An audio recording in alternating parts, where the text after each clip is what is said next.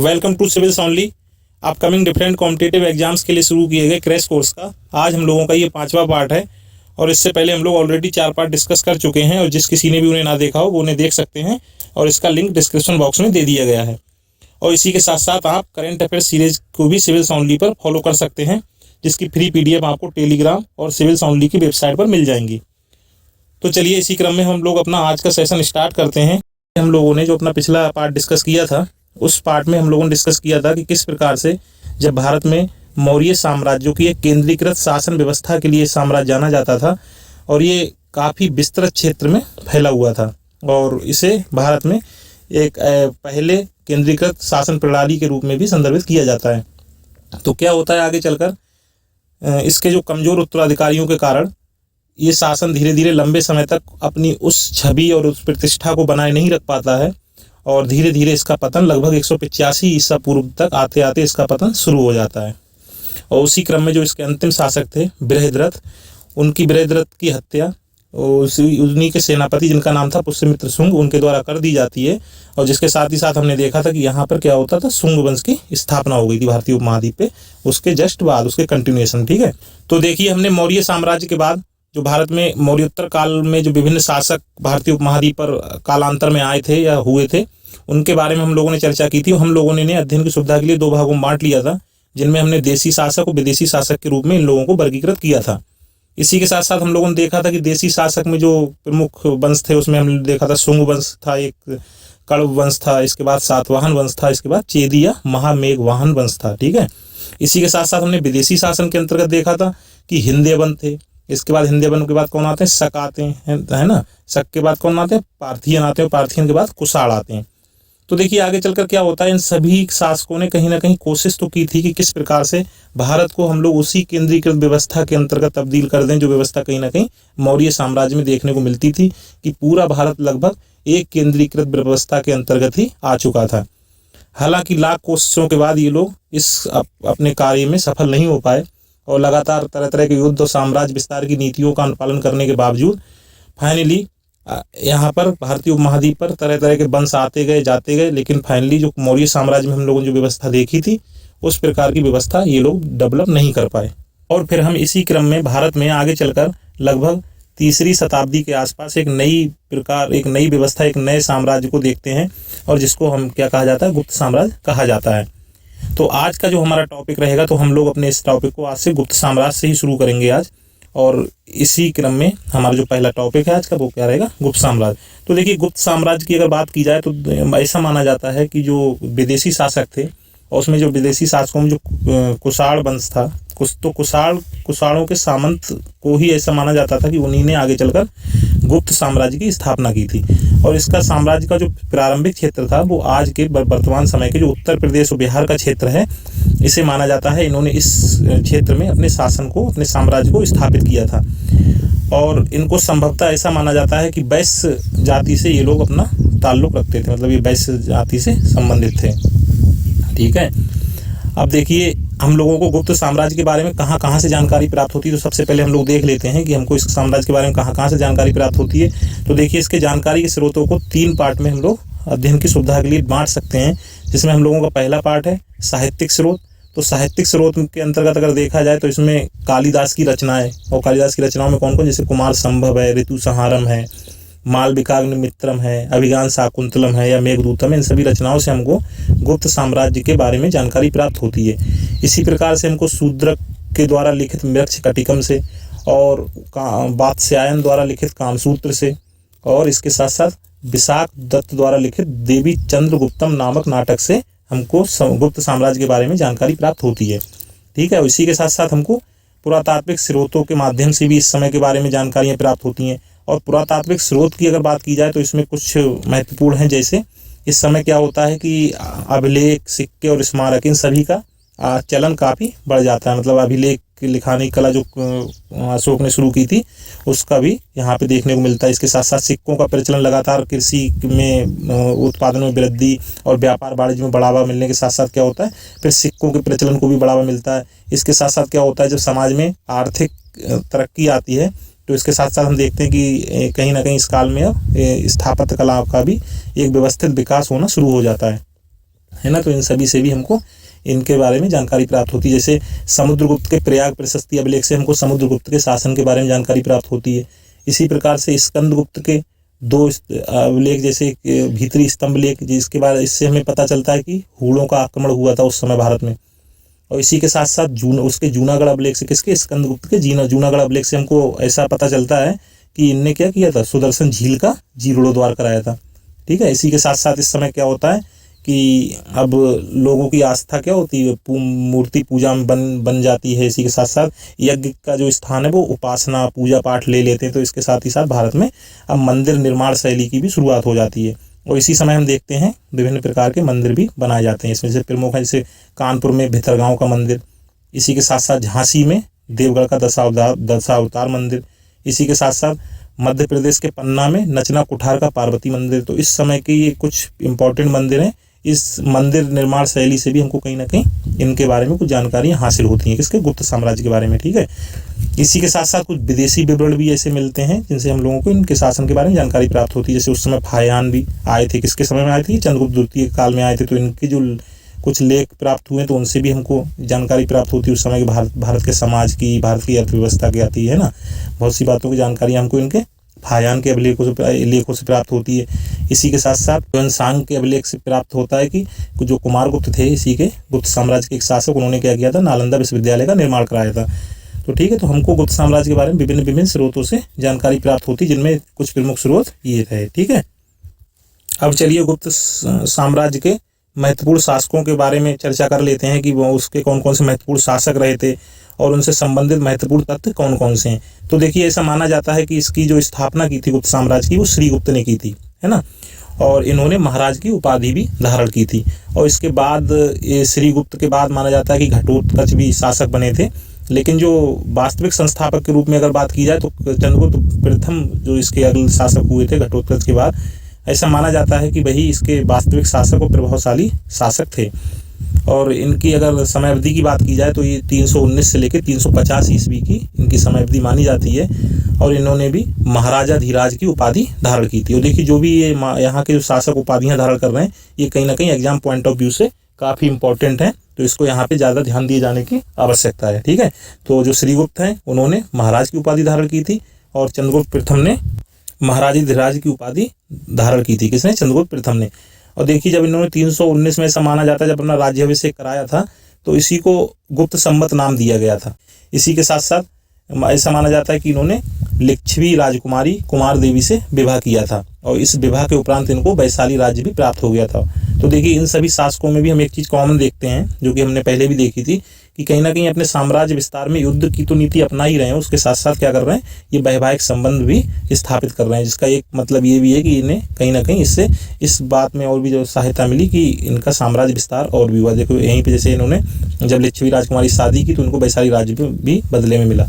इसी के साथ साथ चंद्रगुप्त प्रथम ही ऐसा पहला गुप्त शासक था जो चांदी के सिक्के चलाने के लिए उत्तरदायी जिसे माना जाता है ना। ठीक है। तो ये चंद्रगुप्त प्रथम से संबंधित कुछ महत्वपूर्ण तथ्य हो गए। अब देखिए, जो इसके अगले जो महत्वपूर्ण शासक हुए उनका नाम है समुद्रगुप्त। तो समुद्रगुप्त की अगर समयावधि को देखा जाए तो इनको लगभग 350 से 375 ईस्वी माना जाता है। और इसमें जो इनके बारे में जो सबसे महत्वपूर्ण बात है वो ये है कि इनको भारत के नेपोलियन की संज्ञा दी है। और नेपोलियन संज्ञा देने के पीछे जो मेन कारण है वो ये है कि इनके समय काल में जो गुप्त साम्राज्य है उसके साम्राज्य विस्तार को काफ़ी बढ़ावा मिला। और इन्होंने भी विभिन्न प्रकार की उपाधियां धारण की थी, जैसे पृथ्व्या प्रथमवीर की उपाधि धारण की थी। इसी के साथ साथ कविराज, व्याघ्र पराक्रमांक और अप्रतिरथ और पराक्रमांक, इस तरह की इन्होंने अन्य उपाधियां भी धारण की थी। ठीक है। देखिए, समुद्रगुप्त के ही एक दरबारी कवि थे जिनका क्या नाम था, हरिशेर। तो इन्हीं के द्वारा प्रयाग प्रशस्ति लेख को लिखवाया गया था। और देखिए, प्रयाग प्रशस्ति के बारे में यहाँ पे कुछ इंपॉर्टेंट तथ्य याद रखने की आवश्यकता है। जैसे ये प्रयाग प्रशस्ति को मूल रूप से अशोक द्वारा कौशाम्बी में स्थापित करवाया गया था, लेकिन आगे चलकर क्या हुआ, अकबर ने इसको कौशाम्बी से ले जाकर इलाहाबाद में स्थापित करवाया। ठीक है। तो और इससे अगर देखा जाए कि कौन कौन से शासक इससे संबंधित रहे प्रयाग प्रशस्ति में, किन किन शासकों ने लेख लिखवाए, तो इसमें देखो अशोक का नाम आता है, इसी के साथ साथ समुद्रगुप्त का नाम आता है, इसी के साथ साथ अकबर का भी नाम आता है, इसी के साथ साथ बीरबल और जहांगीर का भी नाम आता है। ठीक है। तो ये प्रयाग प्रशस्ति काफ़ी इंपॉर्टेंट है, इसको ध्यान रखे जाने की आवश्यकता है। और इसी के साथ साथ देखो, सबसे पहली बार जो भारतवर्ष का उल्लेख है वो प्रयाग प्रशस्ति में ही मिलता है। ठीक है। और देखिए, ऐसा माना जाता है कि इन्होंने समुद्रगुप्त ने अश्वमेध यज्ञ कराए थे। और ये हमको जानकारी प्राप्त कहाँ से होती है? चंद्रगुप्त द्वितीय की पुत्री के पूना अभिलेख से हमको जानकारी प्राप्त होती है। और इनकी पुत्री का नाम क्या था? चंद्रगुप्त द्वितीय की प्रभावती गुप्त। इन्हीं के द्वारा जो पूना अभिलेख उत्कीर्ण कराया गया था, उनसे हमको जानकारी प्राप्त होती कि इन्होंने बहुत से अश्वमेध यज्ञ कराए थे। लेकिन जो प्रयाग प्रशस्ति अभिलेख है, जो इनके शासनकाल से संबंधित इनकी जानकारी का महत्वपूर्ण स्रोत माना जाता है, उसमें किसी भी प्रकार के अश्वमेध यज्ञ की चर्चा नहीं की गई है। तो इनके बारे में जो अश्वमेध यज्ञ कराए जाने की जो बात है, वो कहाँ से हमको प्राप्त होती है? पूना अभिलेख से, जो कि प्रभावती गुप्त द्वारा उत्कीर्ण कराया गया है। ठीक है। और इनके शासनकाल में गरुड़ प्रकार की मुद्राएं जारी की गई थी। और ये एक इस बात का साक्ष्य माना जाता है कि कहीं ना कहीं नागवंशी राजाओं पर विजय के उपलक्ष्य में इन्होंने ये मुद्राएं जारी की होंगी। इसी के साथ साथ इन्होंने और इसके साथ साथ क्या है, इनके बारे में और भी मुद्राओं को देखने को मिलता है। जैसे धनुर्धारी प्रकार की मुद्रा देखने को मिलती है। इसी प्रकार अश्वमेध प्रकार की भी मुद्रा देखने को मिलती है। इसी प्रकार से बीड़ा बादन प्रकार की मुद्रा में देखने को मिलती है। तो हम लोग क्या देख रहे हैं यहाँ पे? कहीं ना कहीं जो शासकों की जो अपनी कुछ नीतियाँ हैं, या जो उनके अपने अपने कुछ विचार हैं, कहीं ना कहीं वो विचारधारा है उनके सिक्कों से, इसी के साथ साथ उनके अभिलेखों से, इसी के साथ साथ उनके द्वारा जो उस समय काल में जो स्मारक स्थापित करवाए गए हैं, तो उससे मतलब सभी से हमको कहीं ना कहीं वो पर्टिकुलर साम्राज्य, उनके शासकों के बारे में कुछ ना कुछ जानकारियाँ प्राप्त होती हैं। जैसे मुद्राओं से भी हमको कई प्रकार के धनुर्धारी उनमें दिखाया जा रहा है कि कहीं ना कहीं धनुष बाण चलाने में भी सक्षम है। इसी प्रकार से अश्वमेध प्रकार की मुद्रा से कहीं ना कहीं पता चल रहा है कि इन्होंने अश्वमेध यज्ञों का भी आयोजन किया होगा, है ना। और इसी के बाद देखिए, जो इसके अगले जो प्रतापी शासक हुए थे, उनका नाम है चंद्रगुप्त द्वितीय। लेकिन ऐसा माना जाता है कि इन दोनों के बीच में भी रामगुप्त नामक एक अन्य शासक ने भी कुछ समय, छोटी अवधि के लिए ही शासन किया था। तो अगर चंद्रगुप्त द्वितीय की समय अवधि की बात की जाए, कार्यकाल की समय अवधि की, तो लगभग 375 से लेकर 415 ईस्वी तक के लिए ये अवधि मानी जाती है। और इन्होंने भी अपने साम्राज्य विस्तार के लिए युद्ध के साथ साथ वैवाहिक संबंध पे भी जोर दिया। और इन्होंने एक नांग राजकुमारी थी, कुबेर नागा जिनका नाम था, उनके साथ इन्होंने अपना विवाह भी किया था, है ना। और इसी के साथ साथ इन्होंने अपनी जो राजधानी थी उसको भी परिवर्तित किया था। कि पहले राजधानी थी पाटलिपुत्र, इन्होंने अपनी राजधानी को पाटलिपुत्र से स्थापित करके उसको उज्जैनी बनाया था। मतलब इन्होंने पाटलिपुत्र से उज्जैनी राजधानी भी अपनी हस्तांतरित की थी। इसी के साथ साथ इन्होंने भी कई प्रकार की उपाधियां धारण की थी, जिसमें जैसे विक्रमादित्य, इसके साथ साथ विक्रमांक, इसके साथ साथ परम भागवत, है ना। तो ये कुछ महत्वपूर्ण इन्होंने उपाधियां भी धारण की थी, है ना। तो देखिए, कहीं ना कहीं सभी शासक कोई ना कोई उपाधियां धारण कर रहे हैं।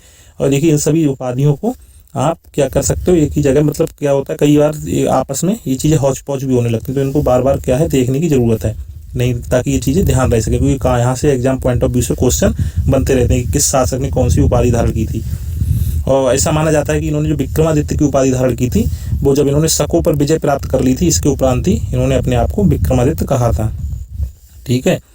और ये कला साहित्य के प्रेमी भी थे, कौन? चंद्रगुप्त द्वितीय। और इसी के साथ साथ इन्हीं के दरबार में नवरत्न भी रहते थे, जिनमें जो नाम है इनके, ये भी काफ़ी इम्पोर्टेंट हैं। जैसे इसमें कालिदास थे, इसके साथ साथ धनवंतरी, छपड़क, अमर सिंह, शंकु, बेताल भट्ट, घटकर्पण, बरहा मिहिर एवं बर्रुचि। तो ये 9 रत्न इनके दरबार में रहते थे। ठीक है। और इन्हीं के समय काल में जो एक चीनी यात्री था, जिसका क्या नाम था, फायान, उसने भारत की यात्रा की थी। और देखिए, इसी के साथ साथ ऐसा माना जाता है कि इनके समय काल में ब्राह्मण धर्म जो था वो अपने चरमोत्कर्ष पर था। मतलब इनके समय में ब्राह्मण धर्म के प्रभावशीलता को भी क्या मिला था, बढ़ावा मिला था। और इनके समय काल में जो विद्या के, जो शिक्षा के प्रमुख जो केंद्र थे, उसमें पाटलिपुत्र उज्जैनी का नाम आता है। ठीक है। और देखिए, इसके बाद जो इस साम्राज्य के जो अगले महत्वपूर्ण जो शासक हैं, उनका नाम है कुमारगुप्त प्रथम। और इनके कार्यकाल को, अवधि को 415 से 455 ईस्वी तक माना जाता है। और इनके शासन की जानकारी हम लोगों को मंदसौर अभिलेख से प्राप्त होती है। ठीक है। तो देखिए, कहीं ना कहीं सभी जो भी शासक हो रहे हैं, तो कहीं ना कहीं हम सब देख रहे हैं, कहीं ना कहीं वो कोई ना कोई उपाधि भी धारण कर रहे हैं, और कहीं ना कहीं कुछ ना कुछ अभिलेख भी उस समय शासनकाल में उनको उत्कीर्ण कराए जाते रहे हैं, जिनसे हम लोगों को क्या हो रहा है, उनके शासनकाल की जानकारियाँ प्राप्त हो रही हैं। और इनकी अगर देखो उपाधियों की बात की जाए, तो इन्होंने भी कई उपाधियां धारण की थी। जैसे इनमें क्या क्या है, जैसे महेंद्रादित्य की उपाधि धारण की थी, इसी प्रकार श्री महेंद्र, और इसी प्रकार महेंद्र अश्वमेध, है ना। तो ये भी इन्होंने विभिन्न प्रकार की उपाधियां धारण की थी। और इनके द्वारा इस समय काल में जो सिक्के जारी किए गए थे, उन सिक्कों से भी हमें कहीं ना कहीं ये जानकारी प्राप्त होती है कि इन्होंने भी अश्वमेध यज्ञ कराया था, है ना। और इन्हीं ने ही नालंदा विश्वविद्यालय की भी स्थापना कराई थी। मतलब नालंदा विश्वविद्यालय का निर्माण कार्य जो हुआ था वो कुमारगुप्त प्रथम के ही काल में हुआ था। इसके बाद जो इसके देखिए अगले जो इम्पोर्टेंट शासक हैं उनका नाम क्या है, स्कंदगुप्त। तो स्कंदगुप्त के अगर बारे में देखो बात की जाए तो ऐसा माना जाता है कि इन्हीं के समय काल में भारत में हूणों का आक्रमण हुआ था। ठीक है, और ये हूणों का आक्रमण हुआ था इसकी जानकारी भी हमको मिलती है इनके भीतरी स्तंभ अभिलेख जो इन्होंने उत्कीर्ण कराया था उसी से हमको ये जानकारी प्राप्त होती कि हूण का आक्रमण इनके समय काल में हुआ था। और एक और अभिलेख प्राप्त होता है हमको जूनागढ़ अभिलेख, है ना। उस जूनागढ़ अभिलेख से क्या जानकारी मिली है कि स्कंदगुप्त ने उन हूणों को परास्त कर दिया था। ठीक है, तो ये तो बहुत महत्वपूर्ण अभिलेख हैं इनके शासनकाल से संबंधित। और इसी जूनागढ़ अभिलेख से एक और जानकारी मिलती कि इन्होंने सुदर्शन झील का भी पुनरुद्धार कराया था। तो देखिए सुदर्शन झील के बारे में भी अगर बात की जाए तो इसमें भी हम लोग देखते हैं कि कई इससे शासक संबंधित रहे हैं। जैसे चंद्रगुप्त मौर्य के काल में पुष्यमित्र वैश्य द्वारा इसका निर्माण कराया गया था। इसके साथ साथ अशोक ने भी तुषार की सहायता से इसका जीर्णोद्धार कराया। इसी के साथ साथ रुद्रदामन ने भी सुवेशाक द्वारा इसका जीर्णोद्धार करवाया था। इसी के साथ साथ अब हम देख रहे हैं कि इसी से कहीं ना कहीं स्कंदगुप्त भी जुड़े हुए हैं। तो जूनागढ़ इस मतलब जो सुदर्शन झील है, इस सुदर्शन झील और जूनागढ़ अभिलेख, है ना, इन दोनों के बारे में काफ़ी यहाँ पे ध्यान रखे जाने की आवश्यकता है। और सुदर्शन झील काफ़ी इंपॉर्टेंट भी है ना। और सुदर्शन झील से जो महत्वपूर्ण जो इससे शासक जो संबंधित थे इसके स्थापना से, इसके मतलब निर्माण से और इसके जीर्णोद्धार से, वो यहाँ पे एक ही जगह पे हम लोगों ने डिस्कस कर लिए हैं। ठीक है, और 466 ईस्वी में इन्होंने क्या किया था, चीनी सम्राट उस समय थे, इन्हीं के समय काल में इनके समकालीन थे जिनका नाम था सांग, है ना। तो सांग के दरबार में इन्होंने एक राजदूत भी भेजा था। उस समय तक देखो काफ़ी एक देश दूसरे देश में अपने राजदूत भेजते थे विभिन्न कारणों के लिए। और आगे चलकर देखो क्या होता है, यहाँ तक हम लोगों को ये जो जितने भी शासक पड़े काफ़ी प्रतापी शासक माने जाते हैं जिनके कार्यकाल के दौरान गुप्त साम्राज्य लगभग अपनी पराकाष्ठा और चरम पर पहुँच चुका था। लेकिन आगे चलकर क्या होता है, अब इनके जो भी अगले उत्तराधिकारी आते हैं वो कुछ साम्राज्य विस्तार में भी खास नहीं कर पाते हैं, कोई लंबे समय तक उनके शासन करने के भी साक्ष्य प्राप्त नहीं होते हैं। और उनके उत्तराधिकारियों की अगर बात की जाए तो इसमें कुछ महत्वपूर्ण, जैसे इसमें पुरुगुप्त का भी नाम आता है, इसके साथ साथ नरसिंह गुप्त, कुमारगुप्त द्वितीय, भानुगुप्त और कुमारगुप्त तृतीय का नाम आता है। ठीक है, और इसमें जो भानुगुप्त अगले एक और शासक इनके हुए थे, इनके बारे में जो एक बहुत महत्वपूर्ण बात है कि इन्होंने एक देखिए ऐरड़ अभिलेख उत्कीर्ण कराया था 510 ईस्वी की लगभग ये बात है ना, किसने, भानुगुप्त ने। तो भानुगुप्त के ऐरड़ अभिलेख से ही सबसे पहले हम लोगों को सती प्रथा का अभिलेखीय प्रमाण प्राप्त होता है ना।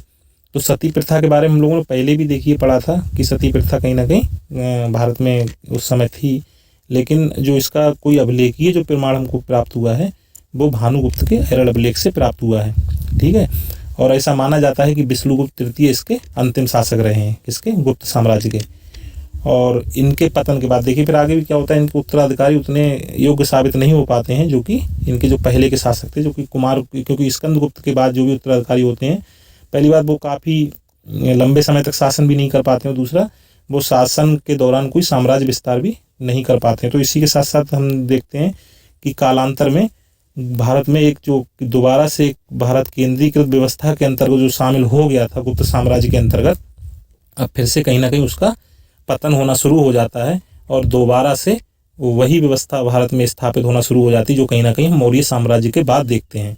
जैसे कि मौर्य साम्राज्य पतित होना शुरू हुआ तो इसके बाद क्या हुआ कि देशी के साथ साथ विदेशी शासक भी यहाँ पे आना शुरू हो गए और अलग अलग क्षेत्रों पर, छोटे छोटे क्षेत्रों पर विभिन्न प्रकार की शक्तियों का भी उदय हुआ। और यही सेम चीज़ हम लोगों को कहीं ना कहीं गुप्त साम्राज्य के बाद भी देखने को मिलती है, जहाँ गुप्त साम्राज्य में भारत केंद्रीकृत व्यवस्था के अंतर्गत आया था और उसी के साथ साथ क्या हुआ, आगे चलकर ये व्यवस्था भी स्थापित नहीं रह पाई और इनके पतन के बाद फिर यहाँ पे कई प्रकार के अलग अलग वंश और साम्राज्य स्थापित होने लगते हैं, जैसे जिनमें कुछ प्रमुख हैं वल्लभी के मैत्रक, इसी के साथ साथ कन्नौज के मौखरी और इसके साथ साथ जैसे थानेश्वर क्षेत्र में पुष्यभूति वंश, है ना। तो इस कुछ प्रमुख वंशों का इसके बाद उदय हुआ था और ऐसा माना जाता है लगभग 550 ईस्वी तक इनका शासन रहा था, किसका, गुप्त साम्राज्य का। तो ये हमने गुप्त साम्राज्य और उसके शासकों से संबंधित कुछ महत्वपूर्ण तथ्यों पर चर्चा की। अब चलिए हम एग्जाम पॉइंट ऑफ व्यू से कुछ महत्वपूर्ण तथ्यों पर नज़र डाल लेते हैं, जैसे कि उस समय काल में कुछ विभाग थे, उस विभाग के प्रमुखों को क्या कहा जाता था या फिर उस समय प्रचलित कुछ शब्द थे उन शब्द का मतलब क्या था, है ना। तो इन सभी आयामों से भी एग्जाम्स में क्वेश्चंस बनते रहते हैं। तो हम चलिए उस कुछ मिसलेनियस पार्ट को भी देख लेते हैं। और इसमें देखिए, इसमें हम इसके अंतर्गत मौर्य साम्राज्य और उसके बाद मौर्योत्तर और उसके बाद जो अभी हम लोगों ने डिस्कस किया था गुप्त साम्राज्य, है ना, तीनों को हम एक ही साथ यहीं पे कवर कर लेते हैं। और इसीलिए देखिए, जिन किसी ने भी अगर इससे जो पिछले पार्ट थे जिसमें हम लोगों ने मौर्य साम्राज्य के बारे में चर्चा की थी या इसके बाद हम लोगों ने मौर्योत्तर काल के बारे में चर्चा की थी, उनको भी देख लें, क्योंकि उसी के कंटिन्यूएशन में ही ये चीज़ हमने आगे डिस्कस की है। और हम लोगों ने देखो क्या किया, सेशन को भी इसी तरह से डिजाइन किया है कि जो भी चीज़ें हैं वो कहीं ना कहीं हम तीनों पार्ट को कंपैरेटिव एनालिसिस कर पाएँ। और इसीलिए हमने सभी चीज़ों को एक व्यवस्थित तरीके से रखने की कोशिश की। जैसे कि हम लोगों ने पहले भी डिस्कस किया था कि हम लोग जो इन तीनों काल के, जैसे जिसमें हम लोगों ने कहा था मौर्य काल, इसके बाद मौर्योत्तर काल और इसके बाद गुप्त काल, इन तीनों काल के जो भी सामाजिक, आर्थिक, राजनीतिक, धार्मिक या स्थापत्य या साहित्य से संबंधित जो भी कार्यक्रम या उस समय जो गतिविधियाँ हुई थी, उनके बारे में हम लोग क्या करेंगे, एक ही जगह पे डिस्कस करेंगे, है ना। तो उससे क्या रहेगा, हम लोग एक ही जगह डिस्कस करने से एक तो चीज़ों को लंबे समय तक याद करने में सहायता मिलेगी, और दूसरी बात हम लोगों को कहीं ना कहीं उसको एग्जाम पॉइंट ऑफ व्यू से भी काफ़ी इंपॉर्टेंट साबित होंगी वो चीज़ें, है ना। तो इसी क्रम में आप लोग क्या है कि जिनने भी उसे ना देखा हो तो वो उसे ज़रूर ही देख लें, है ना, क्योंकि तभी ये आगे वाली चीज़ें उसी के कंटिन्यूएशन में और भी बेहतर तरीके से समझ में आएंगी। तो चलिए हम कुछ संबंधित तथ्यों हम देख लेते हैं। जैसे मौर्य काल में देखते हैं कुछ, देखो उस समय कुछ विभाग थे, क्योंकि उस समय क्या होता है, उसी समय से एक व्यवस्थित शासन की प्रक्रिया विकसित होने लगती है, व्यवस्थित प्रशासनिक व्यवस्था का विकास होने लगता है। तो चलिए इसी क्रम में हम लोग मौर्य साम्राज्य से संबंधित कुछ इसी प्रकार के तथ्यों पर नजर डाल लेते हैं। जैसे उस समय पर्टिकुलर विभाग और उसके प्रमुख को क्या कहते थे, या उस समय कुछ प्रचलित ऐसे शब्द जिनका मतलब क्या था, है ना। तो देखिए, अगर इस क्रम में देखें तो सबसे पहले अगर तीर्थ और संबंधित विभाग वाले कॉलम में अगर देखा जाए तो जैसे उस समय पुरोहित कौन होते थे, जो प्रमुख धर्माधिकारी तथा प्रधानमंत्री के रूप में भी ये कार्य करते थे। इसी के साथ साथ जो सेनापति कार्य क्या रहता था, ये युद्ध विभाग के मंत्री रहते थे। इसी प्रकार से समाहर्ता राजस्व विभाग के प्रधानमंत्री के रूप में इनको संदर्भित किया जाता था उस समय, है ना। इसी के साथ साथ सन्निधाता राजकीय कोषाध्यक्ष का कार्यभार संभालते थे। इसी प्रकार से जो दंडपाल रहते थे, दंडपाल का काम था सेना की सामग्री जुटाना, ठीक है। इसी के साथ साथ दुर्गपाल का काम था राजकीय दुर्ग रक्षकों के अध्यक्ष के रूप में कार्य करना।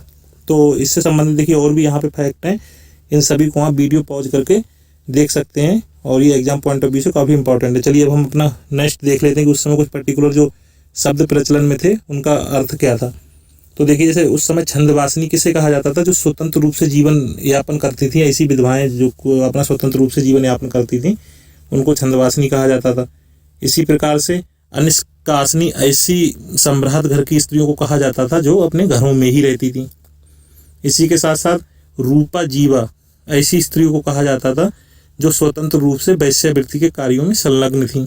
इसी प्रकार से एग्रोनोमोई मार्ग निर्माण के विशेष अधिकारी को कहा जाता था। इसी तरह से जो ग्रामीणी था वो कौन था, गांव का अध्यक्ष था, और महामात्याप सर्प के गुप्तचर विभाग से संबंधित था, ठीक है। तो इससे भी संबंधित जो भी अन्य यहाँ पे तथ्य हैं वो आप वीडियो पॉज करके देख सकते हैं। तो चलिए अब हम मौर्य काल में कुछ प्रमुख कर और उनके जो विषय थे उस पर नज़र डाल लेते हैं। तो देखिए, एक सीता नाम का कर था। तो ये क्या था, जो राजकीय भूमि से जो आय प्राप्त होती तो उसको क्या कहा जाता था, सीता कहा जाता था। भाग क्या था, उपज का हिस्सा, ठीक है। इसी प्रकार से प्रवेश क्या था, प्रवेश था आयात शुल्क, जो आज हम जिसे आयात शुल्क कहते हैं वो क्या था, प्रवेश था। इसी प्रकार से प्रलय क्या था, आपातकालीन कर था। और हिरण क्या था, हिरण का तात्पर्य था कि अनाज के रूप में इसमें नहीं लिया जाता था पैसा, बल्कि इसमें नगद कर के रूप में पैसा लिया जाता था। देखिए, इसी प्रकार से बिष्टी का संबंध निःशुल्क श्रम और बेगार से था, है ना। तो ये कुछ इंपॉर्टेंट कर थे जो किस समय काल के हैं, मौर्य साम्राज्य के। तो इसमें जो बचे हुए हैं इसको भी आप वीडियो पॉज करके यहाँ पे देख सकते हैं। तो चलिए हम अपने नेक्स्ट टॉपिक पे चलते हैं। तो देखिए, मौर्योत्तर काल में कनिष्क के शासनकाल के दौरान गांधार कला और मथुरा कला शैली का व्यवस्थित रूप से विकास हुआ था। तो इन दोनों में भी यहाँ पे अंतर काफ़ी महत्वपूर्ण हो जाता है, देख लेते हैं। तो इस दोनों में देखिए क्या अंतर था। तो जो गांधार कला शैली थी इसमें गहरे नीले एवं काले पत्थर का प्रयोग किया जाता था, और उसी के साथ साथ जो मथुरा कला शैली थी इसमें लाल पत्थर का प्रयोग किया जाता था। और इसी के साथ साथ ये जो गांधार कला शैली है इसमें अधिक से अधिक यथार्थवादिता पर ज़्यादा जोर दिया गया, मतलब ये यथार्थवादी अधिक है। और इसी के साथ साथ मथुरा कला शैली में आदर्शवाद के लक्षण ज़्यादा देखने को मिलते हैं।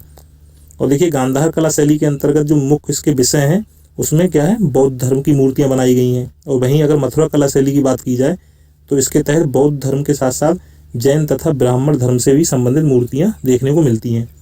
तो ये तो गांधार कला और मथुरा कला शैली से संबंधित कुछ तथ्य रहे। तो चलिए अब हम गुप्त साम्राज्य से संबंधित कुछ अधिकारी और उनसे संबंधित कुछ विभागों को देख लेते हैं। तो देखिए, महादंड नायक का जो संबंध था वो क्या था, ये न्यायाधीश विभाग से संबंधित थे। इसी के साथ साथ महाबलाधिकृत को सेनापति विभाग से संबंधित माना जाता था। इसी प्रकार से दंडपाशिक पुलिस विभाग के सर्वोच्च अधिकारी थे। और इसी तरह से जो विनय स्थिति स्थापक, ये शिक्षा और धर्म से संबंधित अधिकारी थे, है ना। यहाँ पे हम लोग देख रहे हैं जो विभिन्न प्रकार के जो विभाग हैं उनका कहीं ना कहीं बेहतर तरीके से गुप्त काल तक आते आते क्या हुआ है, और भी बेहतर तरीके से इनका अरेंजमेंट हो चुका है। मतलब हम कह सकते हैं कि यहाँ पर जो भी भारत में जो प्रशासनिक व्यवस्था है उसमें लगातार क्या होता रह रहा है, समय के साथ साथ और भी डेवलपमेंट होता जा रहा है ना। और इसी के साथ साथ देखो, महापक्षपटलिक जो एक अधिकारी थे, इनको माना जाता था कि लेखा विभाग के सर्वोच्च अधिकारी हैं। इसी के साथ साथ एक महाप्रतिहार नाम के भी अधिकारी थे उस समय, राज प्रसाद से संबंधित विषयों की देखरेख करते थे, ना। तो ये विभिन्न महत्वपूर्ण अधिकारी और उनके संबंधित विभाग हम लोगों ने देखे। तो अब चलिए हम लोग गुप्त साम्राज्य से संबंधित कुछ महत्वपूर्ण कर और उनके संबंधित विषय के बारे में देख लेते हैं। एक भाग नाम का कर था जो भूमि उपज का लगभग 1/6 भाग था, है ना। तो मतलब इसको जो टोटल जो भूमि की उपज होती थी उसका लगभग 1/6 भाग इसको लगाया जाता था। इसी के साथ साथ एक कर उस समय प्रचलित था उद्दंग नाम का। ये क्या था, ये स्थायी कृषकों पर लगाए जाने वाला भूमि कर था। इसी प्रकार से जो उपरिकर नाम का कर था, ये अस्थायी कृषकों पर लगाए जाने वाला भूमि कर था। इसी प्रकार से एक शुल्क नाम का कर था। ये क्या होता था कि सीमा बिक्री की वस्तुओं आदि पर लगने वाला कर था। मतलब ये एक प्रकार से सीमा कर और जो वस्तुओं की खरीद बिक्री होती थी उन पर ये लगता था। इसी के साथ साथ इस समय कर से संबंधित कुछ महत्वपूर्ण अधिकारियों के बारे में भी देखने को मिलता है। जैसे इसमें एक ध्रुवाधिकरण नाम के जो अधिकारी थे, इनका मेन काम था भूमि कर को संग्रह करना। इसी प्रकार से शौल्किक नाम के अधिकारी का काम था सीमा शुल्क को संग्रहित करना। इसी प्रकार से महापक्षपटलिक या करलिक, इनका मेन काम था जो आय व्यय होती थी उस समय शासन की, मतलब उस साम्राज्य की जो आय व्यय होती थी उसका लेखा जोखा रखना। तो देखिए, आज हम लोगों ने इस सेशन के अंतर्गत सबसे पहले हमने गुप्त साम्राज्य और उससे संबंधित महत्वपूर्ण शासकों पर प्रकाश डाला। इसी के साथ साथ हम लोगों ने फिर मौर्य काल, मौर्योत्तर काल और फिर गुप्त साम्राज्य से संबंधित कुछ मिसेलेनियस फैक्ट के अंतर्गत उस समय प्रचलित कुछ प्रमुख विभाग और उनके अधिकारियों को देखा। इसी प्रकार से हमने देखा कि उस समय काल में कौन कौन से कर प्रचलित थे और उन कर का क्या तात्पर्य था। इसी के साथ साथ उस समय काल में प्रचलित जो कुछ महत्वपूर्ण शब्द थे उनके अर्थ क्या थे, जो कि ये सभी एग्जाम पॉइंट ऑफ व्यू से क्या है, काफ़ी इंपॉर्टेंट है। इन सभी को आज हम लोगों ने अपने इस सेशन में डिस्कस किया। अब देखिए, जो भी इसका अगला जो बचा हुआ पार्ट है वो हम लोग अब अपने नेक्स्ट सेशन में देखेंगे। Okay, thanks.